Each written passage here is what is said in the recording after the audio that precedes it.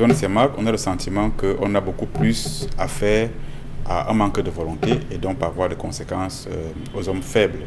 Donc, pour revenir à votre question, s'il y a des coups de franche à développer, c'est davantage le courage d'affronter la colère, si vous voulez, de la France, avoir la volonté de dire stop. Ne voudrait pas se mettre à dos à Paris. Mais je pense qu'il y a déjà une évolution. Je vais évoquer un nom, le MAC, et il y a un autre nom qui circule, le Toumaï. Donc, si vous avez déjà le MAC qui commence à circuler, le Toumaï qui commence à circuler, des noms commencent à poindre.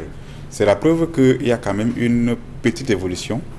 C'est des noms qu'on ne connaissait pas jusqu'à il n'y a pas très longtemps. Et donc, même si ce n'est pas encore officiel, du fait que ça devienne récurrent dans certaines chancelleries occidentales, on a envie de dire oui, il y a justement évolution. Maintenant, pour qu'il y ait justement, comme coupe le cordon, il faudrait que les chefs d'État acceptent, n'est-ce pas, de prendre leur volonté en main et de couper le cordon. Parce qu'en fait, on a lu les interviews du président Idriss Déby qui n'est plus et qui fait partie de l'histoire du Sénégal, que c'est l'un des farouches opposants au franc CFA, de manière ouverte. Dans la CEMAC, il était le seul, n'est-ce pas, à affronter cette question-là de manière ouverte.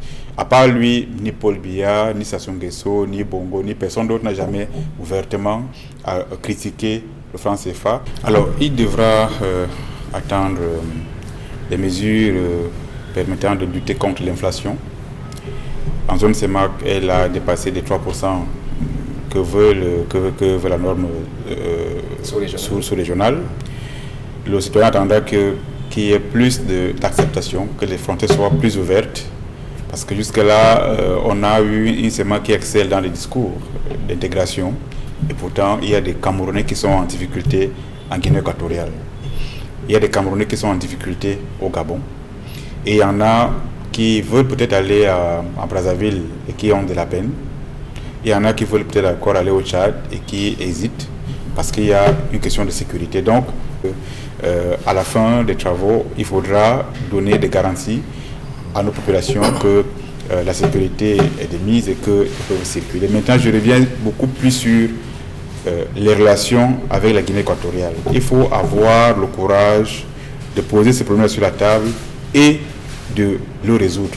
Parce qu'il est quand même incompréhensible que nous ayons juste une frontière de 190 km en moyenne avec la Guinée équatoriale et que nous ayons 1500 km en moyenne avec le Nigeria et que paradoxalement nous ayons plus de difficultés avec la Guinée équatoriale qu'avec le Tchad, qu'avec le Nigeria. Comment le comprendre?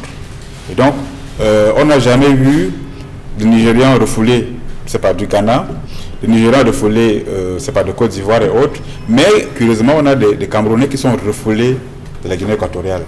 Ça ne peut pas continuer, c'est inadmissible. En fait, je pense que si on veut une intégration, il faut aller au-delà du discours creux et cela se fait par l'attaque des sujets qui peuvent être considérés comme énervants.